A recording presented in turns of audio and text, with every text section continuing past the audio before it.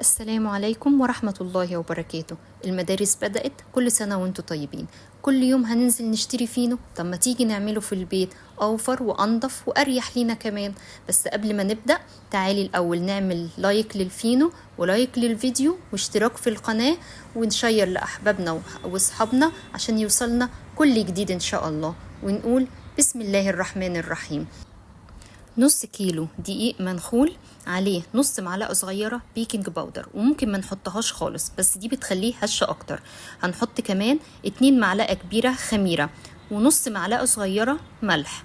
هنقلب كل المكونات دي مع بعضها، وبعدين نحط معلقة كبيرة خل، والخل في المخبوزات جميل قوي يا جماعة، بيخليها هشة قوي وطرية. كمان هنا هنعجن بمية، وكمية المية بتكون نص كمية الدقيق. يعني لو استعملنا 4 كوبايات دقيق هنستعمل 2 كوباية مية بس، ما بنحطهمش مرة واحدة، بنحطهم بالتدريج. بنحط كوباية نعجن بيها، وبعدين الكوباية التانية بنحط نص في نص. بنعجن بقى بعد كده المكونات كده مع بعضها، وانا عجنة دلوقتي بكوباية مية كاملة. دلوقتي ببدأ أزود المية بالتدريج. العجينة بتبقى ملزقة معايا شوية، بفضل أعجن فيها كتير، مش أقل من تلت ساعة. لو تعبتي حطيها في عجان، لو تعبتي استريحي دقيقة وكملي. بس لازم ده سر إن الفينو يطلع هش، إنها تتعجن كتير. حطينا بعد كده معلقتين زيت ونعجن تاني لحد ما العجينة تبقى ليها عرق كده وطرية.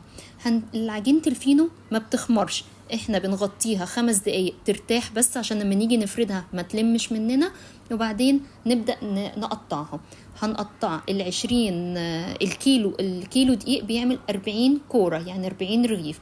انا معايا هنا نص كيلو دقيق، يعني هنعمل حوالي 20 دقيق. وزي ما انت شايفة العجينة بقت حلوة، ما بتلزقش ولا اي حاجة. هناخد بقى العجينة وهنقسمها ل20 قطعة، لان ده نص كيلو زي ما قلنا، هيتعمل 20 قطعة عجين، يعني 20 رغيف. ونبدأ نعجنها كده تاني، كل كورة هنعجنها في ايدينا كده تاني، بحيث ان هي تبقى ملساء وناعمة من كل الجهات. انا قطعتها هنا، تعمليها على ايديكي، تعمليها على الرخامة زي ما تحبي. هتكوريها وتركنيهم على جنب وتغطيهم عشان برضو الوش بتاعهم ما ينشفش، وتبدأي بقى تفردي واحدة واحدة. بعد كده هناخد واحدة واحدة، هنبدأ نفردها زي ما انت شايفاها كده. هي لسه ما خمرتش ولا اي حاجة، احنا لسه ما اديناهاش فرصة انها تخمر. بنفردها بقى بنشابة بايدينا، بتبقى شكلها طويل، بنعملها طويل، ونبدأ نلمها من جهة واحدة على بعضها، زي ما يكون بنعمل كرواسو كده شوية. بس اهم حاجة واحنا بنلمها لازم نقفلها كويس. طول ما احنا بنلم نضغط عليها عشان نخرج الهواء. نلم كده ونقفل بايدينا زي ما انت شايفة بالظبط.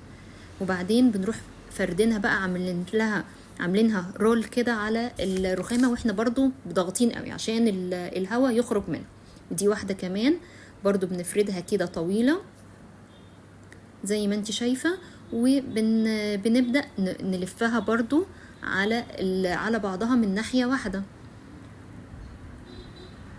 اهم حاجة ان احنا نخرج منها الهواء، واحنا بنعمل نضغط ونقفل الجناب ونقفل الاحراف كمان، ونعمل رول كده ونرص في الصاج او نرص في صينيه الومنيوم عشان تكون موزعه الحراره. انا هنا حطيتها في صاج وحطيت عليه ورق زبده او ورق خبز عشان يقلل وصول الحراره للفينو، ما يبقاش من جوه ني ومن بره مستوي.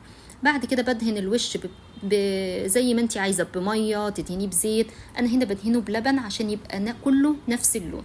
جيت في اخر 5 قطع فكرت، قلت ما اعملهم زي الكايزر، فخليتهم مدورين زي ما هم كده، وحطيتهم بس في صينيه ودهنت وشهم برضو بلبن عادي.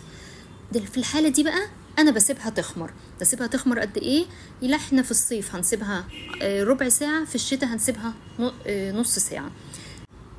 واول ما يخرج من الفرن يا اما برشه بسبراي كده بميه، يبقى خايخه فيها ميه، او ببل فوطه واعصرها كويس واغطيها بيه عشان وش الفينو يفضل طري. وزي ما انت شايفه قد ايه هو هش وطري وحلو قوي، ومن جوه مستوي، ما اخدش في الفرن 10 دقايق، يعني مش 12 دقيقه حتى، هم 10 دقايق بس. والف هنا على قلبكم.